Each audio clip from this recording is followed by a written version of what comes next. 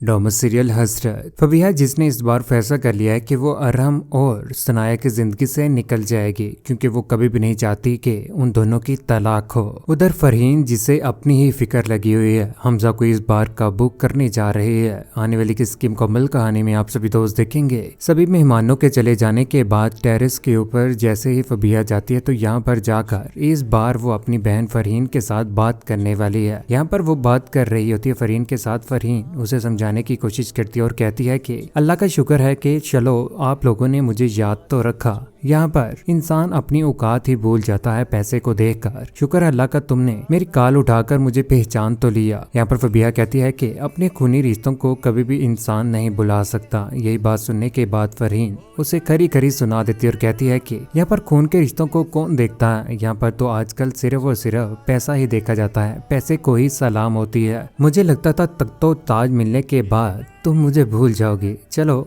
याद तो रखा हुआ है। यहाँ पर फबीहा सारी की सारी बातें इस बार फरहीन को भी बता देती है घर की। कहती है कि सनाया मैम घर में नहीं आ रही, उनका यही फैसला है कि वो इस बार डिवोर्स लेंगे। क्या क्या कह रही हो, सच में? ये तो बहुत बेहतर है, लेकिन मैं ऐसा नहीं चाहती अपी जान। तुम्हारी बात बिल्कुल ठीक है फबीहा, लेकिन मैंने तुम्हें समझाया है, फिलहाल सिर्फ और सिर्फ तुम्हें अपने और अरहम के रिश्ते की फिक्र करने की जरूरत है। तुम सनाया के बारे में बिल्कुल भी मत सोचो। ऐसा ना हो कि तुम उस घर से निकल जाओ लेकिन वापस भी आओगी तो कहाँ पर जाओगी? हमजा जो तुम्हारे साथ बहुत ज्यादा नफरत करना शुरू हो चुका है। कॉल हैंड होने के बाद यहाँ पर फबीहा सोचों में गुम हो जाती है। उधर हरीम ठीक नहीं है। हरीम को हॉस्पिटल में लेकर जाया जाता है, जिसके बाद ये खबर सनाया को पता चलती है तो सनाया हक्की बक्की रह जाती है। रोते हुए आखिरकार हॉस्पिटल में पहुंच जाती है, जहां पर फबीहा बैठी होती है। फबीहा के ऊपर टूट पड़ती है, उसका बाजू पकड़कर उसे मारने की भी कोशिश करती है, लेकिन यहाँ पर जुनैद अरहम उन्हें छुड़वा ही लेते हैं।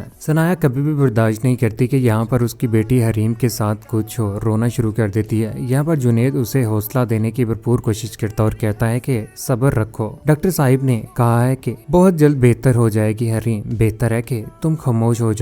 उधर सोमिया जो अपनी बहन को बिल्कुल भी बर्दाश्त नहीं कर रही, सनाया को तो वो शुरू से लेकर आज तक बहन ही समझती थी, वहां पर जाकर फबीहा के सामने कहती है कि तुमने क्या करना है, एक औरत होते हुए दूसरी औरत का घर बर्बाद कर दिया, तुम्हें शर्म नहीं आ रही? यहाँ पर फबीहा कहती है कि ये सिर्फ और सिर्फ सनाया की जिद की वजह से हो रहा है, वरना मैं ऐसा बिल्कुल भी नहीं चाहती। मैं तो चाहती हूँ कि वो घर में वापस आ जाए। लेकिन सोमिया कहती है कि वो कैसे घर में वापस आए, तुम्हारी इन हरकतों की वजह से वो कभी भी नहीं चाहती कि इस घर में आकर वो जलील रुसवा होकर रह जाए। अरहम को भी करी करी सनाया सुना देती है। कहती है कि एक दूसरी औरत के चक्कर में आप अपनी ही बेटी का ख्याल नहीं रख सके, शर्म आनी चाहिए आपको। फबीहा के पीछे लगकर अपनी बेटी हरीम को आप भूल गए। ये बात सुनने के बाद यहाँ पर अरहम अपनी ही नजरों में गिर जाता है। आखिर अरहम करे तो क्या करे, सौतन लाकर यहाँ पर सनाया की जिंदगी में बिठा दी है। आपके साथ मैंने भेजी थी ना अपनी बेटी, आपको दिया था ना उसको, उसकी हिफाजत नहीं कर सके आप। फबीहा जो बिल्कुल भी बच्चों का अब ख्याल नहीं रख रही, अरहम को अपने काबू में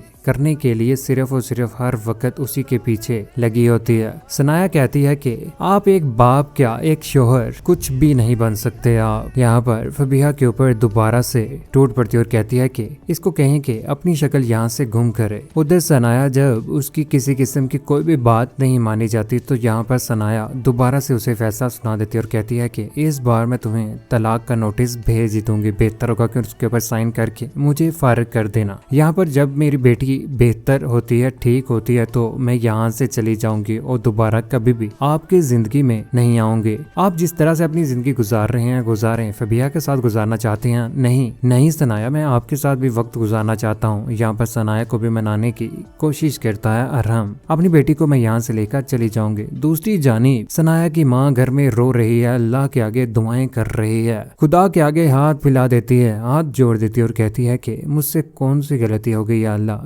जिसकी मुझे सजा दे रहे हो। या अल्लाह मेरी बेटी के नसीब में और कितनी परेशानियां हैं, क्योंकि हरीम के बारे में सुनकर इस बार सनाया की माँ का भी दिल टूट ही जाता है कि उस बच्ची के ऊपर भी फबीहा ने जुल्म करने शुरू कर दिए हैं, जिसकी वजह से वो हॉस्पिटल में पहुंच चुकी है। माँ तो दुआएं करती ही हैं बच्चों के लिए, लेकिन यहाँ पर अरहम जैसे शोहर हो तो वो एक जवान आया को अपने काबू में कर उसी के साथ शादी कर लेते हैं। लेकिन रिफत बेगम ने शुरू से लेकर आज तक अरहम के दिल में जहर ही घोला था। फबीहा को लेकर उसके दिल में मोहब्बत पैदा करने की कोशिश की, लेकिन जब फबीहा उसकी जिंदगी में आ गई तो उसके बाद उससे भी वो बिल्कुल भी बर्दाश्त नहीं हो रहा था। अल्लाह को प्यारी हो गई। दूसरी जानिब फरहीन, जिसने इस बार फैसला कर लिया है कि वो हमजा की जिंदगी में चले जाएगी और हमजा को मनाने की भी कोशिश करेगी। इस बार वो बहुत जल्द हमजा को प्रपोज भी करने वाली है। उधर फरहीन की माँ ये सब कुछ देखने के बाद सोचेगी कि वाकई हमजा अकेला है जिंदगी में। बेहतर है फरहीन के तुम इस बार उसका सहारा बन जाओ और कभी भी उसे धोखा मत देना। हमजा को भी फबीहा ने धोखा दिया और तुम्हें भी तुम्हारे शोहर ने धोखा दे दिया। इस बार तुम दोनों एक दूसरे के साथ निकाह कर ही लो, इसी में तुम्हारी बेहतरी है। यूं फरहीन और हमजा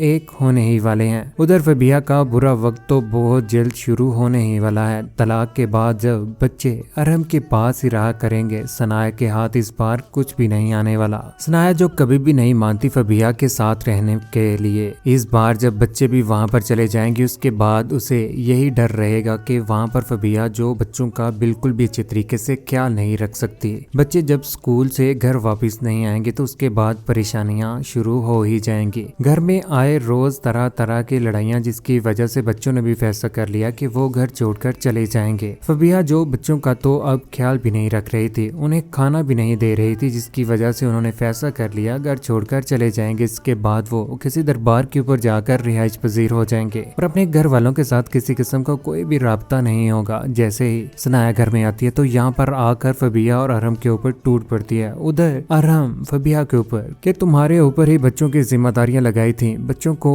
स्कूल से घर वापस लेकर तुम क्यों नहीं आए। जिसके बाद तलाशी गुमशुदा के पोस्टर बनाकर लगाए जाएंगे और बच्चों को तलाश करने की भरपूर कोशिश की जाएगी। आने वाले वक्त में फबीहा तो इस बार अरहम की जिंदगी से निकलने ही वाली है। हकीकी जिंदगी में भी कुछ ऐसा ही होता है। घर में आई जवान मुलाजमा रखी, जिसके बाद वो डोरे डालकर मर्द को काबू में कर ही लेती हैं। मर्द भी कुछ ऐसे ही होते हैं जो काबू में आकर उन औरतों के साथ रिलेशन बना लेते हैं। उसके बाद घर का पैसा सब कुछ उसे ही खिला देते हैं और अपनी बीवी को बिल्कुल भी टाइम नहीं देते। आखिर सनाया का भी क्या कसूर था। सनाया ने शुरू से लेकर आज तक घर का ही सोचा और घर में ही सारा का सारा पैसा लाकर इस घर की ही परेशानियां दूर करने की कोशिश की। रिफत बेगम जिसके लिए आया रखी, घर में पैसों की भी जरूरत थी। अरहम की प्रमोशन से पहले घर का सारा निजाम सनाया ही चलाया करती थी, लेकिन उसी अरहम ने उसे धोखा दे दिया। कदम ब कदम यहाँ पर सनाया अरहम के साथ चली, लेकिन आखिर उसे एंड में मिला तो क्या मिला, जिलील और रुस्वा होकर रह गई। अरहम की आंखों के ऊपर आज पट्टी तो है ही, जब पट्टी उतरेगी तो उसके बाद वही फबीहा उसे बुरी लगने लगेगी। सनाया को इस बार वो अपनी जिंदगी में दोबारा से लेकर आने ही वाला है। कौन कौन चाहता है कि हमजा और फरहीन एक हो जाएं और कभी भी एक दूसरे को धोखा ना दें, जिस तरह से फबीहा ने